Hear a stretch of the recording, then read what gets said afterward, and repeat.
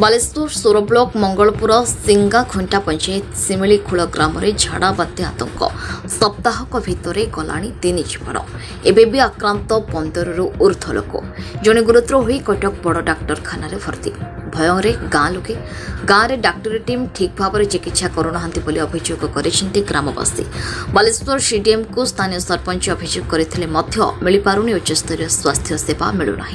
CDMO जाशुनी चुप रही वर्तमान किपरि झाड़बांती आक्रांत रोकाई पार ग्रामवासी एवं चिंतार